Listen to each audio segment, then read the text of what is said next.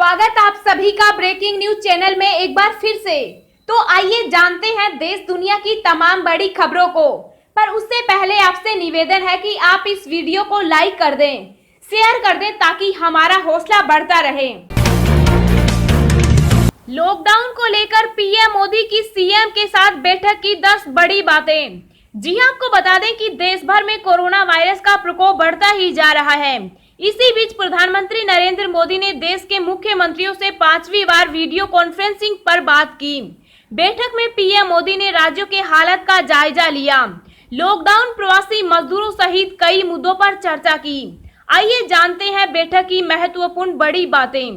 PM ने अपने संबोधन की शुरुआत ही सभी राज्यों के द्वारा उठाए गए कदमों की सराहना करते हुए की। साथ ही उन्होंने विश्व से तुलना करते हुए वैश्विक महामारी के खिलाफ लड़ाई में भारत के तेजी से निर्णय लेने की चौतरफा तारीफ की भी चर्चा की है। पीएम मोदी ने जारी लॉकडाउन के सभी पहलुओं पर विस्तार से चर्चा की है, जिसमें विभिन्न कदमों को उठाने को लेकर राज्यों से अपडेट जानकारी हासिल की है। उन्होंने यह भी कहा कि सभी राज्यों के इस अवसर पर टीम इंडिया की तरह एकजुट होकर काम करना चाहिए। वहीं लॉकडाउन के कारण प्रवासी मजदूरों को हो रही समस्याओं को लेकर भी पीएम मोदी ने चिंता व्यक्त की। उन्होंने सभी राज्यों से अपील की प्रवासी मजदूरों की दिक्कतों का तत्काल निराकरण होना आवश्यक है। प्रधानमंत्री ने आगे कहा, धीरे धीरे देश के कई हिस्सों में आर्थिक गतिविधियां शुरू हो गई है। आने वाले दिनों में ये काम और तेजी से होगा। पीएम मोदी ने लॉकडाउन की अवधि को फिर से बढ़ाने या नहीं बढ़ाने पर सभी राज्यों के मन को भी टटोला। माना जा रहा है कि पीएम मोदी इन चर्चा को ध्यान में रखते हुए ही लॉकडाउन को लेकर बड़ा फैसला कर सकते हैं। नरेंद्र मोदी ने लॉकडाउन के बाद भी देश में कोरोना वायरस के खतरे बरकरार रहने पर इसकी गंभीरता पर बल दिया। उन्होंने इतना जरूर कहा कि कोरोना वायरस को कहीं से हल्का में लेने की कोशिश न की जाए। जब तक कि इसका वैक्सीन नहीं उपलब्ध होता, तब तक हम सबको सजग रहना ही पड़ेगा। पीएम मोदी ने सभी राज्यों के सीएम से हॉटस्पॉट वाले इलाकों में किसी भी तरह के छूट न देने की अपील भी की। उन्होंने कहा कि अभी लड़ाई खत्म नहीं हुई। पीएम के साथ इस वीडियो कॉन्फ्रेंस में गृह मंत्री और रक्षा मंत्री तथा अनेक कैबिनेट मंत्री भी शामिल हुए। नरेंद्र मोदी ने भारतीय रेलवे के फिर से स्पेशल ट्रेन चलाने के बाद अनेक राज्यों में जा रहे लोगों के पहुंचने से गांव तक कोरोना वायरस के खतरे नहीं पहुंचे, उसके लिए सभी राज्यों को सचेत किया है। उन्होंने कहा कि जिस तरह से लोगों के रोजगार बंद हो गए थे, उसके बाद घर जाने की स्वाभाविक इच्छा को देखते हुए यह छूट दी गई है। इस महत्वपूर्ण बैठक में गृह मंत्री अमित शाह ने इस बात पर जोर दिया कि आरोग्य ऐप को ज्यादा से ज्यादा लोगों को उपयोग करने के लिए हम सबको प्रेरित करना चाहिए।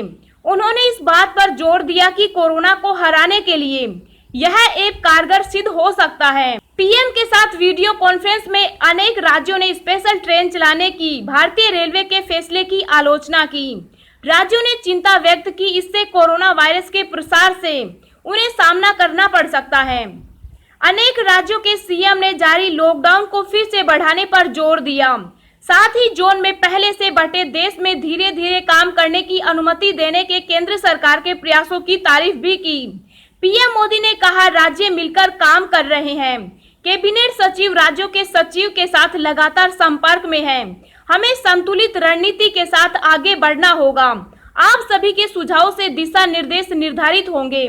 पीएम मोदी ने सोशल डिस्टेंसिंग पर जोर देते हुए कहा कि 2 गज की दूरी ढीली हुई तो संकट बढ़ेगा। बैठक के दौरान तमिलनाडु के मुख्यमंत्री ने राज्य में ट्रेन संचालन पर रोक जारी रखने की अपील की है। उन्होंने कहा, जैसा कि चेन्नई में पॉजिटिव मामले बढ़ रहे हैं, तमिलनाडु में 31 मई तक ट्रेन सेवा की अनुमति न दी जाए। मैं आपसे अनुरोध करता हूं कि 31 मई तक नियमित हवाई सेवा शुरू न करें। बैठक में छत्तीसगढ़ के मुख्यमंत्री भूपेश बघेल ने कहा कि मौजूदा वक्त में केंद्र सरकार सभी जिलों को रेड, ऑरेंज और ग्रीन जोन में बांट रही है, जबकि जिलों को जोन में बांटने का अधिकार राज्य सरकारों को दिया जाना चाहिए।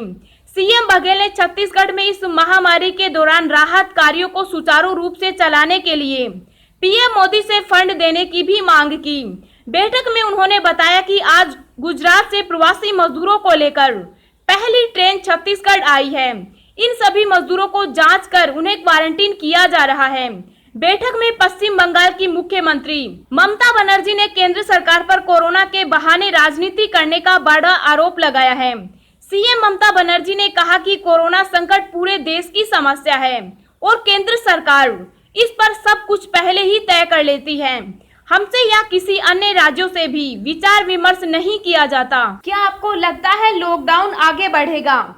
कमेंट बॉक्स में कमेंट करके बताना और हाँ, साथ इस वीडियो को लाइक शेयर कर दीजिएगा ताकि यह वीडियो सभी लोगों तक पहुंच जाए। प्यारे देशवासियों, लाइक जरूर से करिएगा क्योंकि आपका लाइक शेयर करना ही हमारी मेहनत का फल होता है। देश में कोरोना संक्रमित मरीजों का आंकड़ा 72,000 पहुंचा। अब तक 2,298 की मौत। जी आपको बता दें कि देश और दुनिया में कोरोना के केस लगातार बढ़ते जा रहे हैं। ताजा आंकड़ों के मुताबिक देश में अब तक 72,045 संक्रमण के मामले सामने आए हैं।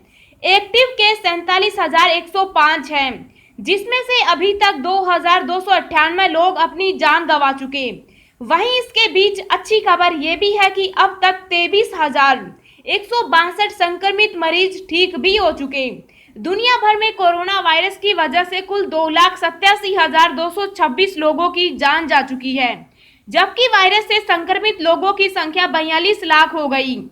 इनमें एक्टिव केस 25 लाख हैं और खुशी की बात यह है कि अब तक 15 लाख लोग ठीक हो चुके हैं। कोरोना के बाद अब बच्चों में नजर आई रहस्यमयी बीमारी, 3 की मौत, 100 से ज्यादा बीमार।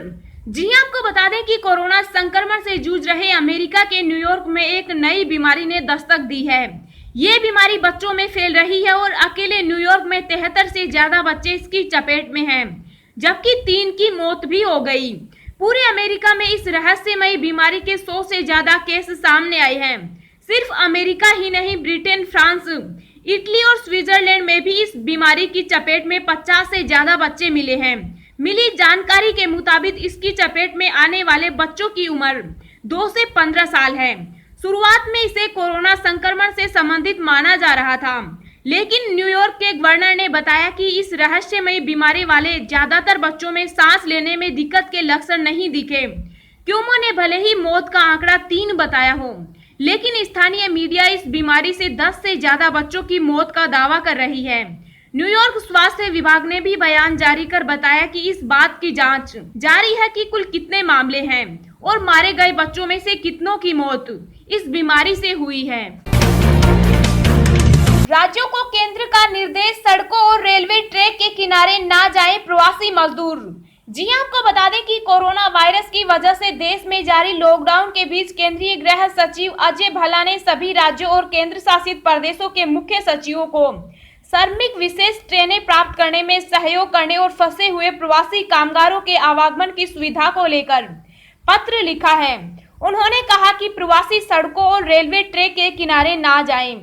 गृह मंत्रालय ने चिकित्सकों, पराचिकित्सकों की आवाजाही पर कुछ राज्यों, केंद्र शासित प्रदेशों की तरफ से लगाई गई पाबंदियों पर आपत्ति जताई। कहा वे स्वास्थ्य सेवाओं के लिए महत्वपूर्ण है। सभी निजी क्लिनिकों को खोलने की अनुमति देने को कहा गया है। कंस्ट्रक्शन वर्कर्स को इस महीने भी 5,000 रुपए देगी दिल्ली सरकार। 15 मई से होगा रजिस्ट्रेशन। जी आपको बता दें कि दिल्ली की अरविंद केजरीवाल सरकार ने कंस्ट्रक्शन वर्कर्स के लिए बड़ा ऐलान किया है। पिछले महीने की तरह इस बार भी दिल्ली सरकार रजिस्ट्रेशन कंस्ट्रक्शन वर्कर को 5,000 रुपए देगी। इसके लिए जल्द ही रजिस्ट्रेशन का काम शुरू होगा। इस बात की जानकारी दिल्ली के श्रम मंत्री गोपाल राय ने दी है। उन्होंने कहा, दिल्ली सरकार ने पिछले महीने रजिस्ट्रेशन कंस्ट्रक्शन को 5,000 रुपए देने का निर्णय लिया था। लॉकडाउन को इस महीने तक के लिए बढ़ा दिया गया है। ऐसे में हमने तय किया है कि इस महीने भी वर्कर्स को 5,000 रुपए की मदद मुहैया कराएंगे। गोपाल राय ने कहा, इसके लिए ऑनलाइन रजिस्ट्रेशन 15 मई से शुरू हो जाएगा। केंद्रीय कर्मचारियों की सैलरी में नहीं होगी कटौती, वित्त मंत्रालय ने कही ये बात। जी आपको बता दें कि वित्त मंत्रालय ने साफ किया है कि केंद्रीय कर्मचारियों की सैलरी में कटौती की कोई योजना नहीं है। दरअसल पिछले कुछ दिनों से ये अफवाह काफी तेजी से फैल रही थी कि कोरोना वायरस के चलते सरकार केंद्रीय कर्मचारियों के वेतन में कटौती कर सकती है। इसे लेकर वित्त मंत्रालय ने कहा है कि केंद्रीय कर्मचारियों की सैलरी में किसी तरह की कटौती नहीं की जा रही, उन्हें पूरा वेतन दिया जाएगा। इसे लेकर जो भी खबरें फैलाई जा रही हैं, वो झूठी और निराधार हैं। वित्त मंत्रालय ने अपने आधिकारिक ट्विटर हैंडल से ट्वीट कर कहा, केंद्र सरकार के कर्मचारियों की किसी भी श्रेणी के मौजूदा वेतन में किसी भी कटौती के लिए सरकार के पास कोई प्रस्ताव नहीं है। मीडिया के कुछ वर्गों की रिपोर्ट झूठी है और जिनका कोई आधार नहीं है। रिसर्च में हुआ चौंकाने वाला खुलासा, नहीं खत्म होगा कोरोना। जी हां, आपको बता दें कि कुछ समय पहले चीन ने घोषणा की थी कि उसने अपने देश में कोरोना का सफाया कर दिया है, लेकिन वहां पर भी कोरोना ने एक बार फिर वापसी करते हुए अपना कहर बरपाना शुरू कर दिया है। चीन में पिछले 24 घंटों में कोरोना के 15 नए मामले सामने आए हैं।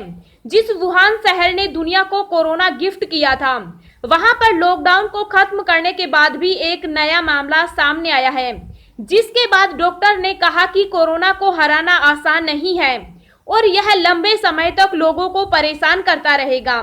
इस समय दुनिया के करीब 200 देश कोरोना संकट से जूझ रहे हैं। वैज्ञानिक इसकी वैक्सीन के साथ साथ इस वायरस को जानने के लिए दिन रात मेहनत करने में लगे हैं, जिसके बाद इस वायरस को लेकर रोज नए नए खुलासे हो रहे हैं। बताया जा रहा है कि दुनिया में जो कोरोना वायरस फैला हुआ है, वह कई देशों में अलग अलग तरीकों का है। यह वायरस तेजी से अपने आप को बदल लेता है और अब तो कोरोना के मरीजों में लक्षण भी नहीं दिखाई दे रहे हैं, जिससे इसकी जांच में काफी परेशानियों का सामना करना पड़ रहा है। डॉक्टर्स का कहना है कि इस वायरस का असर इंसान के शरीर पर लंबे समय तक बना रहेगा। जो लोग कोरोना वायरस को मात भी दे चुके हैं, उनमें भी कई बीमारियों का खतरा बढ़ जाएगा। ब्रिटेन के डॉक्टरों ने एक रिसर्च के बाद कहा है कि कोरोना के लक्षण किसी इंसान में 30 दिन या उससे अधिक दिनों में भी सामने आ सकते हैं। यही नहीं, कोरोना के ठीक हुए मरीज दूसरी बीमारियों की चपेट में आ सकते हैं। इसके बारे में रिपोर्ट में बताया गया है कि पूर्वी लंदन की एक महिला में पहले खांसी और बुखार के लक्षण दिखे, जिसके बाद डॉक्टरों ने इलाज शुरू किया, लेकिन उसके 9 हफ्ते के बाद उनमें हार्ट की समस्या दिखने लगी। इसके साथ ही वैज्ञानिक बता रहे हैं कि कोरोना वायरस इंसान के फेफड़ों को जकड़ता है और फिर उसको सांस लेने में दिक्कत होने लगती है। लेकिन मरीज का इलाज करने के बाद जब वह ठीक होता है तो उसके फेफड़ों और शरीर के दूसरे अंगों पर इसने जो प्रहार किया हुआ है, वह कमजोर होने लगता है। अब हम आपको अगले 24 घंटों के संभावित मौसम पूर्वानुमान के बारे में बता रहे हैं। अगले 24 घंटों के दौरान केरल, आंतरिक तमिलनाडु, दक्षिणी कर्नाटक, बिहार के कुछ हिस्सों, उप हिमालय, पश्चिम बंगाल, सिक्किम, असम और मेघालय में हल्की से मध्यम बारिश के साथ 1-2 स्थानों पर भारी बारिश के आसार हैं। पंजाब, हरियाणा, पूर्वी मध्य प्रदेश, तेलंगाना, आंतरिक कर्नाटक और दक्षिणी तमिलनाडु में हल्की से मध्यम बारिश होने के आसार हैं।